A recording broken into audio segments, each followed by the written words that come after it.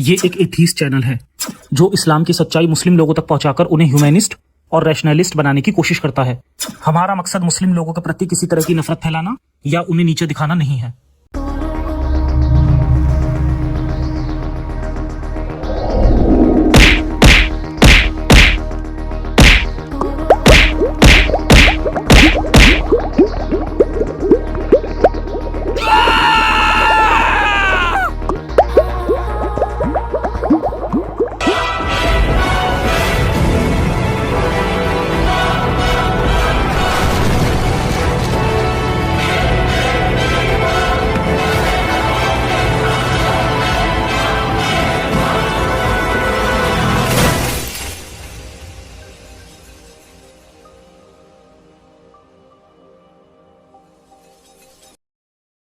जय हिंद, जय इंसानियत। मैं हूं जफर हेरेटिक, आपका दोस्त, आपका होस्ट। ये कमेंट रिप्लाई सीरीज का 19वां वीडियो है। ये वीडियो बहुत खास है। इसमें कुछ फनी कमेंट्स हैं लेकिन नॉलेज बहुत है। मोमिनों से रिक्वेस्ट है कि वीडियो पूरा देखिए, जिंदगी बदल सकती है। तो शुरू करते हैं इंसानियत के नाम से। आईडी का नाम है बंदूकबाज। क्या बात है। बंदूकबाज जब ये कमेंट लिख रहे थे तो उन्हें अपनी बातों पे हंसी आ रही थी, इसीलिए बीच बीच में स्माइली भी डालते जा रहे थे। खैर, बंदूकबाज लिखते हैं, the day of judgment. Zafar, तुझे भीख मांगता देखूंगा उस रब के सामने जिसको तू बुरा बोल रहा है। याद रख, भीख न मांगा तू तो कहना। बंदूकबाज जी, आपका नाम भी फनी है और कमेंट भी इतनी फनी है कि आपको भी हंसी आ गई। अच्छा, एक बात बताइए, जब तक जजमेंट डे आएगा तब तक तो खरबों लोग मर चुके होंगे। इतनी भीड़ में आप मुझे ढूंढोगे कैसे? आपने मेरा चेहरा भी नहीं देखा तो पहचानोगे कैसे? वैसे भी अल्लाह जन्नत वालों को शक्ल दिखाएगा, मेरे सामने आएगा नहीं तो उससे भीख कैसे मांगूंगा भाई। खैर, आपने मस्त जोक लिखा, ऐसे जोक लिखते रहिए, थोड़ा एंटरटेनमेंट भी हो जाता है। ये खान गर्ल का कमेंट है। इसने पूरे कमेंट में इस्लाम की वकालत की है, लेकिन इसे भी अपनी बात पे हंसी आ रही थी तो बीच में स्माइली डालती रही। ये अपनी बातों पे खुद ही हंस चुकी है, इसलिए इसे रिप्लाई नहीं दूंगा। वैसे रिप्लाई लायक कोई बात भी नहीं लिखी।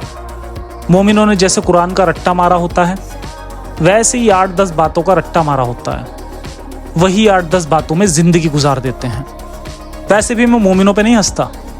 जब मोमिन कमेंट में जोक लिखते हैं मैं तब हंसता हूँ। आरजू मोहम्मद यासीन का कमेंट, बाकी सब तो पागल हैं, एक तुम हो जो सब जानते हो, है ना? हा हा हा हा हा। यार, कितने जाहिल इंसान हो तुम, हंसी आती है तुम पे। Shut up idiot. ये क्या था भाई?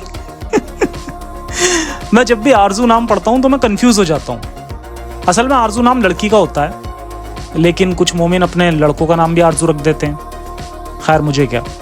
तो आरजू मोहम्मद जी, आप कमेंट में पहले बहुत हंस रहे थे, फिर लिखा कि मुझे तुम पे हंसी आती है, फिर एकदम से शटअप बोलकर आपने साबित भी कर दिया कि आप हंस नहीं रहे थे। वो जो आपकी वो थी ना, हा हा हा वो हा हा नहीं थी, वो हाय हाय थी। खैर, मैं आपकी हंसी में छिपा दर्द महसूस कर सकता हूं, मुझे आपसे हमदर्दी है। डॉक्टर सरवर का कमेंट, मुझे सबूत दो कि कुरान अल्लाह का कलाम नहीं है। अच्छा डॉक्टर साहब, अगर आप इंसानों के डॉक्टर हैं तो आपको पता होगा कि इंसान दिमाग से सोचता है, अच्छी बुरी फीलिंग्स भी दिमाग में ही पैदा होती हैं, लेकिन अल्लाह के मुताबिक ये काम दिल करता है। कुरान में दिमाग के लिए एक लफ्ज नहीं है, जबकि सैकड़ों बार दिल लिखा है। तो डॉक्टर साहब, आप बताइए कि कुरान अल्लाह का कलाम है या 1400 साल पुराने किसी बंदे का कलाम है? कुरान सूरह 86 आयत 5 से 7, इंसान को देखना चाहिए कि उसे किस चीज से पैदा किया है। उसे एक उछलते पानी से पैदा किया है जो पीठ और सीने की हड्डियों के बीच से निकलता है। तो डॉक्टर साहब, यहाँ सीमेन की बात हो रही है, और सीमेन पीठ और सीने की हड्डियों के बीच में से नहीं निकलता। सीमेन मर्दों के टेस्टिकल्स में बनता है। टेस्टिकल्स का जो तापमान होता है वो 34 डिग्री होता है, और जो स्पर्म होता है वो इतने ही तापमान में जिंदा रह सकते हैं। 1400 साल पहले मेडिकल साइंस ने तरक्की नहीं की थी, इसलिए कुरान के लिखने वाले ने तुक्के से लिख दिया।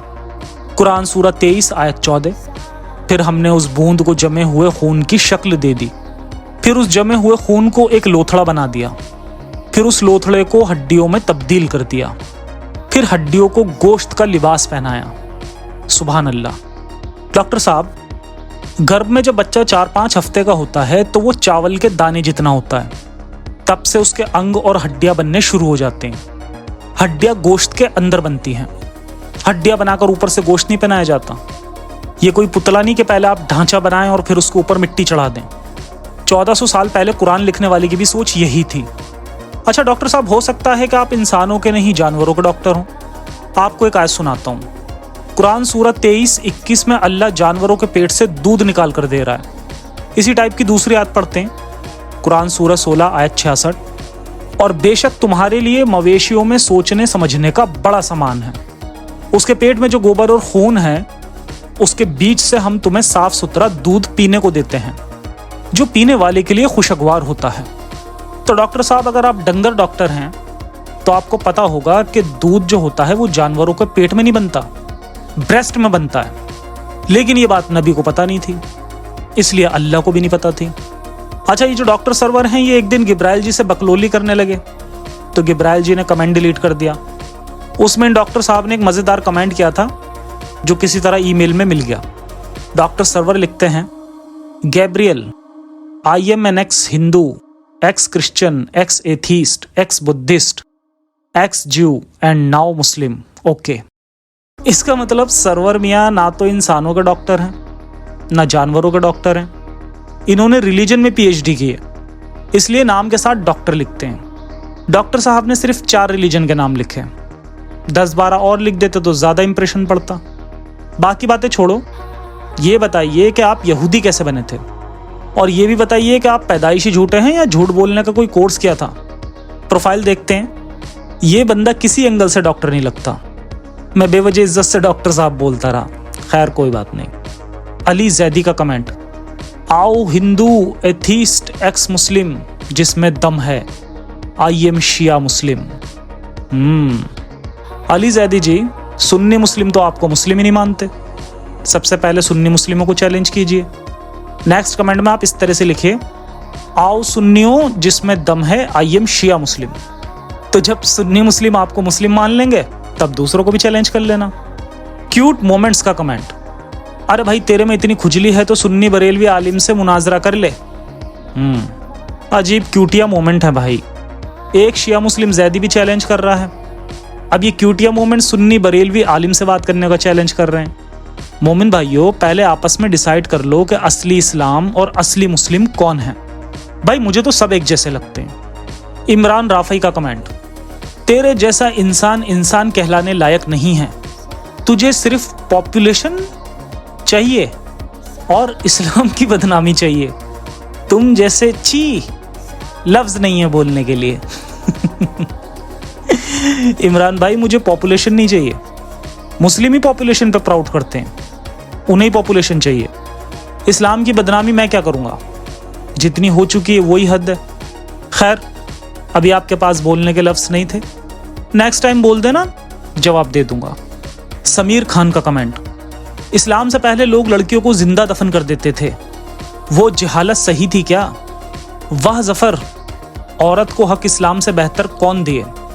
समीर खान जी आज इस झूठ का भी पर्दाफाश करते हैं। इस्लाम में औरतों को यह कहकर गुमराह किया जाता है कि इस्लाम से पहले लड़कियों को जिंदा दफन कर दिया जाता था और उनका जमीन जायदाद पे कोई हक नहीं था। अगर अरब में लड़कियों को जिंदा दफन किया जाता था तो अरब में क्या मर्द बच्चे पैदा करते थे?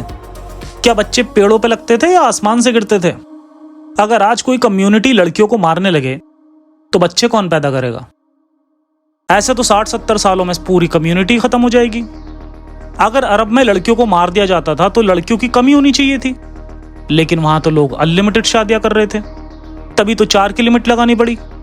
नबी के दादाजी को 6 बीवियां कहां से मिल गई? दादाजी बेटे की शादी करने गए तो खुद के लिए भी बीवी ले आए, एक के साथ एक फ्री, वो भी 70 साल की उम्र में।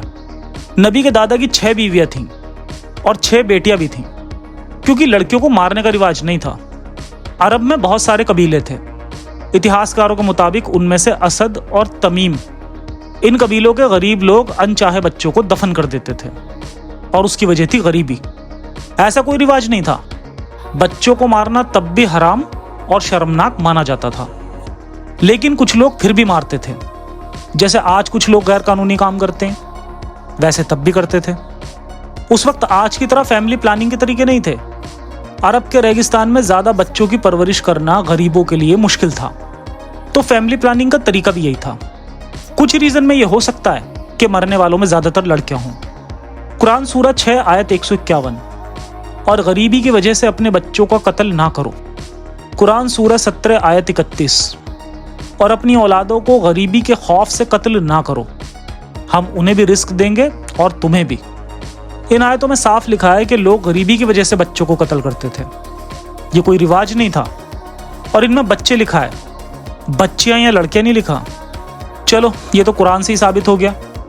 अब ये देखते हैं कि इस्लाम में आने से पहले औरतों की क्या हैसियत थी। अगर इस्लाम में आने से पहले औरतों को जायदाद में हक नहीं मिलता था, तो खदीजा बेगम दौलतमंद बिजनेस वीमन कैसे थी? तब तक उसका बाप भी जिंदा था। खदीजा ने ही एक बेरोजगार बंदे को काम पे रखा था। खदीजा ने ही उससे अपनी मर्जी से शादी की थी। इसका मतलब औरतों की अच्छी हालत थी। खदीजा के अलावा भी कई औरतें थीं जो पावरफुल थीं। मक्का फतेह होने से पहले काबा की जो चाबियां थीं वो सुलाफा और हुब्बा नाम की 2 औरतों के पास रहती थीं। और मोहम्मद साहब की तरह एक औरत ने भी नबी होने का दावा किया था। अबू सुफियान की बीवी हिंद बिन्त उद्बा कुरैश कबीले की एक बड़ी लीडर थी। उसने जंगों में भी हिस्सा लिया था। ऐसी बहुत मिसालें हैं जिनसे पता चलता है कि इस्लाम से पहले अरब में औरतों की अच्छी हैसियत थी। इस्लाम आने के बाद औरतें कम अकल, आधी गवाही, घर की खेती बन गईं। इस्लाम ने ही औरतों को काला टेंट पहना के उनसे उनकी पहचान भी छीन ली। इस्लाम के पहले खदीजा थी, एक पावरफुल और मक्का की सबसे अमीर औरत। इस्लाम के बाद आयशा थी, 6 साल की बच्ची जिसे 53 साल के आदमी से शादी करनी पड़ी। जाहिद गेमिंग का कमेंट, ह्यूमैनिटी सिर्फ इस्लाम में है, जाके प्रॉफिट मोहम्मद के बारे में पढ़ ले, दिल फटकर आंसू निकल आएंगे। उन्होंने ह्यूमैनिटी फैलाने के लिए कितनी तकलीफ उठाई।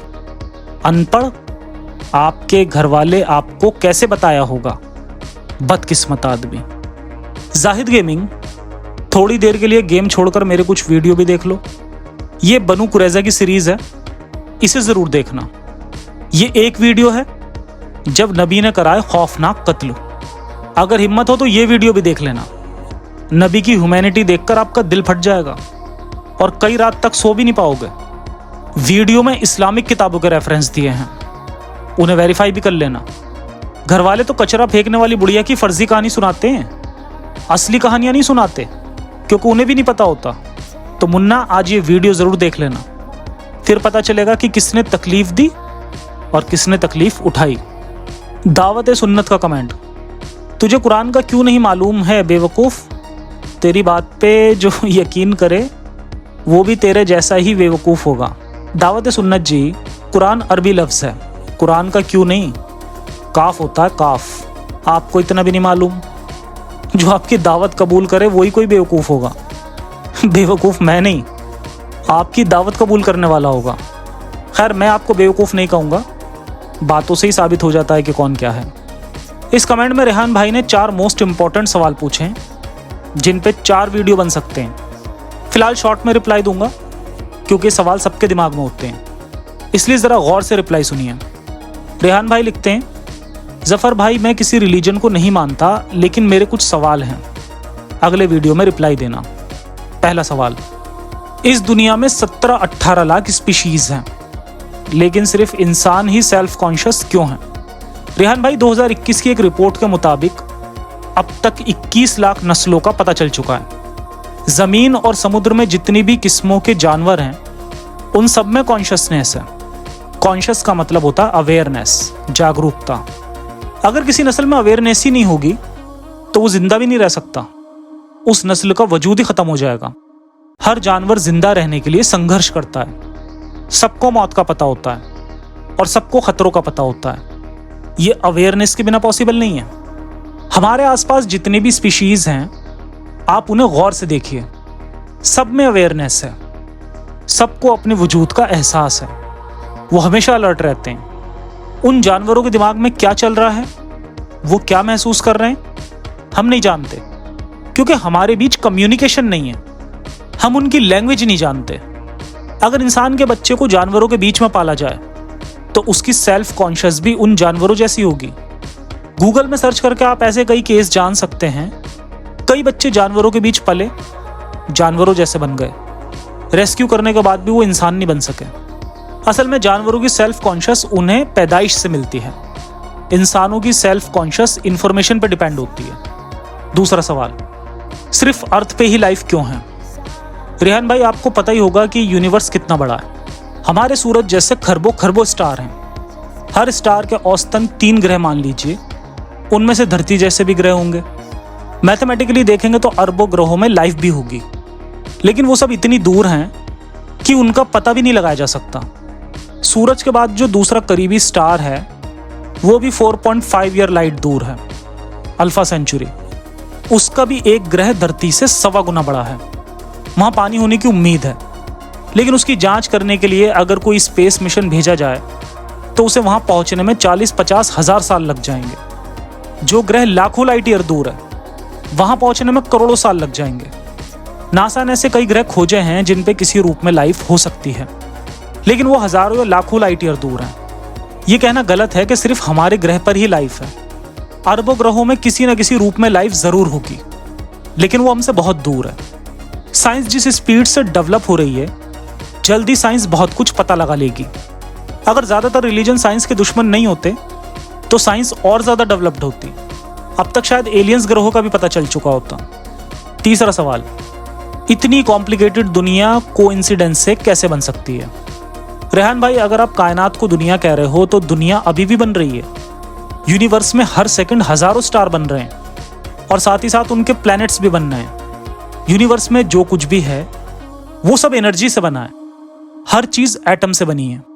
हर एटम में एक जैसे प्रोटॉन, न्यूट्रॉन और इलेक्ट्रॉन है, सिर्फ उनकी गिनती अलग अलग है।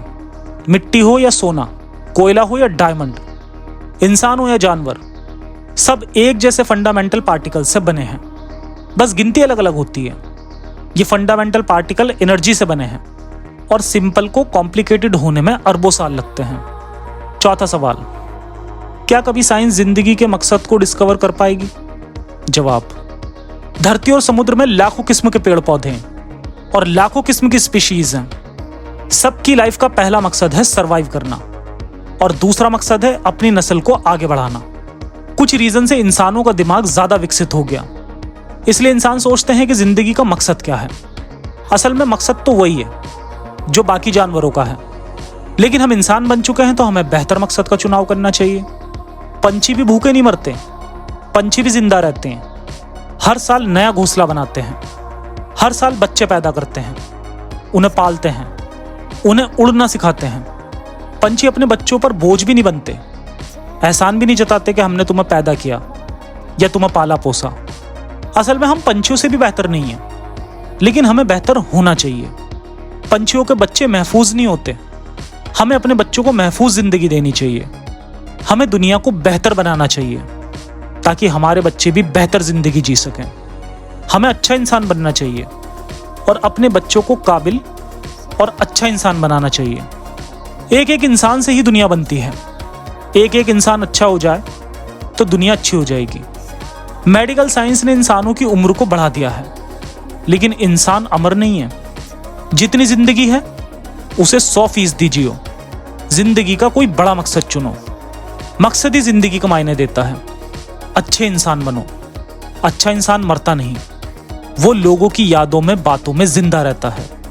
अच्छे विचार पैदा करो। अच्छे विचार मरते नहीं, हम विचारों में जिंदा रह सकते हैं। अच्छे कलाकार बनो।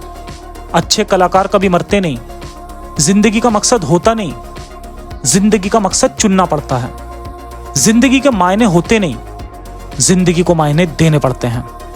जिंदगी के सबसे बड़े दुश्मन वो हैं जो अपने बच्चों को जिंदगी जीना नहीं सिखाते, जो अपने बच्चों को जहन्नुम का डर दिखाते हैं। ऐसे लोग अपनी औलाद के दुश्मन हैं।